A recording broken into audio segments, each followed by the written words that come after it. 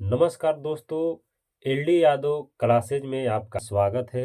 आज की क्लास में हम बीपीएससी म्यूजिक टीचर टीआरई 4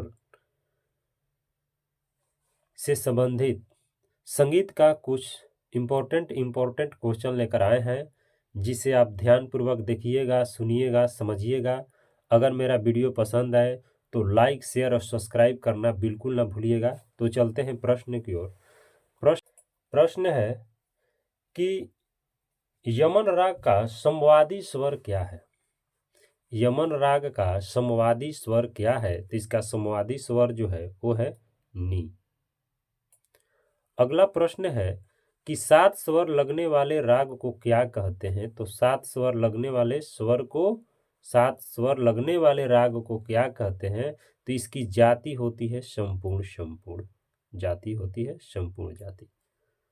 अगला प्रश्न है कि गाने के दूसरे भाग को क्या कहते हैं? तो गाने के दूसरे भाग को हम अंतरा कहते हैं। अगला प्रश्न है कि अंतरा भाग का मध्य सप्तक के किस स्वर से होता है? तो अंतरा भाग जो होता है मध्य सप्तक के म या प से होता है। अगला प्रश्न है कि सितार वादक विलायत खां के पिता का नाम है, क्या नाम है उनके पिता का? तो इसका उत्तर होगा इनायत खां। अगला प्रश्न है कि अरविंद पारिख कल्याणी राय के गुरु का नाम क्या था? तो इनका गुरु का नाम था विलायत खां। क्या नाम था? विलायत खां नाम था। आगे प्रश्न है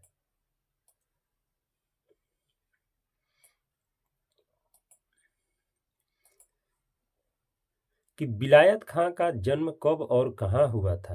तो विलायत खां का जन्म जो हुआ था 19 अगस्त 1927 को 19 अगस्त 1927 को गौरीपुर पूर्व बंगाल में हुआ था।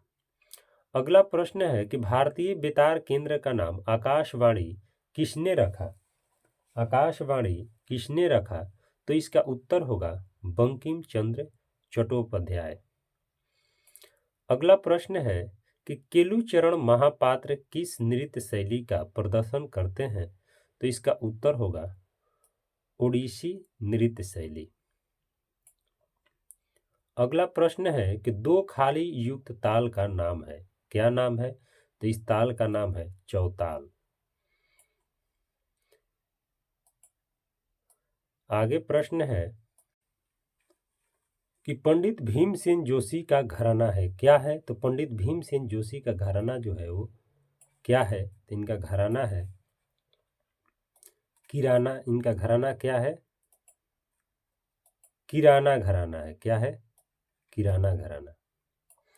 अगला प्रश्न है कि किराना घराना के प्रवर्तक कौन थे? तो किराना घराना के प्रवर्तक जो थे वो थे अब्दुल करीम खां। कौन थे? अब्दुल करीम खां थे। अगला प्रश्न है कि तोड़ी पुरिया दरबारी मालकौस आदि किस घराने के राग विशेष हैं? तो इसका उत्तर होगा किराना घराना। क्या? किराना घराना। अगला प्रश्न है कि हीराबाई बड़ौदकर किस घराने के थी? तो हीराबाई बड़ौदकर जो थी वो किराना घराना की थी। अगला प्रश्न है कि कौन सी नृत्य केरल से सबसे अधिक लोकप्रिय है? तो केरल से सबसे अधिक लोकप्रिय नृत्य है वो है कथकली। अगला प्रश्न है कि अमजद अली खान किस वाद के लिए प्रसिद्ध हैं? तो अमजद अली खान जो है वो सरोद वाद के लिए प्रसिद्ध है। अगला प्रश्न है कि सरोद को कितने शैलियों में बजाया जाता है? तो सरोद को 2 शैलियों में बजाया जाता है। अगला प्रश्न है कि सरोद में कितने प्रमुख तार होते हैं? तो सरोद में 4 प्रमुख तार होते हैं। अगला प्रश्न है कि सरोद में 12 तरबों का तार का क्या सहायता होती है? तो इसकी सहायता जो होती है वो झंकार बढ़ाने के लिए होती है। अगला प्रश्न है कि विषमवादी ताल कौन सा है, तो इसका उत्तर होगा झपताल। अगला प्रश्न है कि विषमवादी ताल कितनी मात्रा का होता है, तो इसका आंसर होगा विषमवादी ताल जो है वो 10 मात्रा का होता है।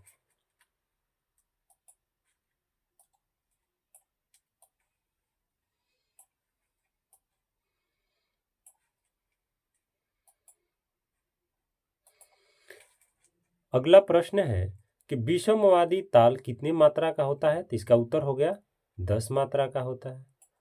अगला प्रश्न है कि विषमवादी ताल कितने विभाग का होता है, तो 4 विभाग का होता है। अगला प्रश्न है कि तानसेन ने किस वाद का आविष्कार किया, तो तानसेन ने सरोदवाद का आविष्कार किया। किस वाद का आविष्कार किया? सरोदवाद का आविष्कार किया। अगला प्रश्न है कि संगीत नाटक अकादमी की स्थापना हुई। संगीत नाटक अकादमी की स्थापना हुई 1951 ईस्वी, नई दिल्ली। कब हुई? 1951 ईस्वी, नई दिल्ली।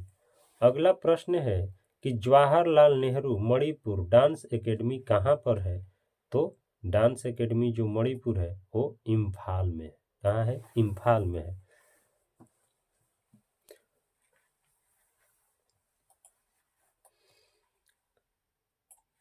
अगला प्रश्न है कि जवाहरलाल नेहरू मणिपुर डांस एकेडमी का स्थापना किसके द्वारा की गई और कब, तो भारत सरकार द्वारा इसकी स्थापना की गई थी 1954 ईस्वी में।